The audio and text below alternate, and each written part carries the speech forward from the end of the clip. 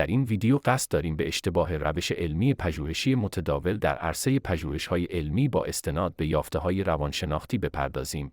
در مراحل تحقیق علمی بر اساس فرمت‌های دانشگاهی و نهادهای علمی، یکی از فصول و بخش‌های مهم پژوهشی پیشینه و سوابق پژوهش میباشد. فرد محقق باید از یافته‌های علمی پژوهشگران قبلی سوابق تاریخی جمع آوری نماید. این موضوع بر اساس یافته‌های علمی تأثیر منفی در روند پژوهش آزاد می‌گذارد.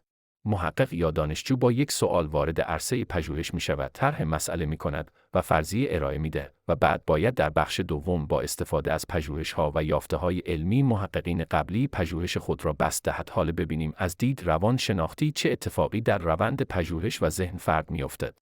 فرد محقق در همون ابتدای پژوهش با مطالعه دیدگاه‌های سایر محققین ناخودآگاه ذهن خود را با سوابق به دست آمده تطبیق می‌دهد. این اتفاق را می‌توان با تئوری‌هایی به اثبات رسیده روانشناسی مانند اصل متابعت، اصل همنوایی فکری، اصل فشار جمع توضیح داد. فرد با مطالعه سوابق پیشین، ناخودآگاه، افکار و ایده‌های خود را با این سوابق تطبیق می‌دهد.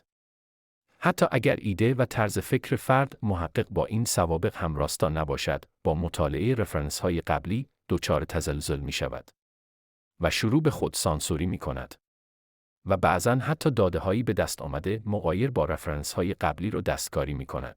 چرا که فرد محقق خود را در حد رودررویی و مواجهه با دیدگاه و یافته‌های افراد مشهور و به نام علمی نمی‌بیند. دوم اینکه طرز فکر رایج در جامعه علمی این است که اگر یافته‌ای در راستای تایید نتایج قبلی و به خصوص دانشمندان بزرگ نباشد، ارزش و اعتبار و یا روایی پایینی دارد. در نهایت چنانچه فرد از منش و روحیه چالشگری برخوردار باشد، باز خود را در مقابل جرح و نقد اساتید داور و یا جامعه علمی خواهد یافت و باید پاسخگوی سوالات بسیاری باشد که همین امر باعث نگرش منفی سایرین به پژوهش مغایر و کسب امتیاز پایین خواهد شد. حال اگر محققین قبلی اشتباه کرده باشند چه خواهد شد؟ که البته اشتباهات زیادی در عرصه علم صورت گرفته است. حتی دانشمندان بزرگ نیز اشتباه می‌کنند. به طور مثال در اواخر دهه 1990 آژانس فضایی ناسا به یک باره پروژه $5 میلیارد را نابود کرد. چرا؟ چون دانشمندانش فراموش کرده بودند که اندازه‌ها را تبدیل کنند.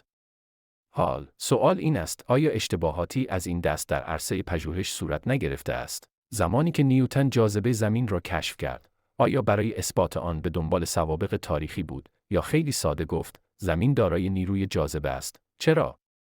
چون سیب به زمین افتاد و بالا نرفت، یا سایر دانشمندان مثل خوارزمی، ارشمیدس یا ابن سینا به دنبال پیشینه بودند؟ آیا نبود پیشینه از اهمیت علم آنها کاسته است؟ آیا زمان آن نرسیده که جامعه علمی در روند پژوهش علمی تجدید نظری صورت دهد؟ در نهایت، دوست پژوهشگر من، اینو از یک روانشناس یادگاری داشته باش: وقتی وارد عرصه پژوهش شدی در وهله اول هیچ کس رو نشناس، فردیت و استقلال خودت رو حفظ کن، نترس، پرسشگر باش، نه متابعت پذیر و همه چیز رو به چالش بکش و دست آخر مقایسه کن. مطمئن باش اینجوری به حقیقت خواهی رسید. موفق باشی.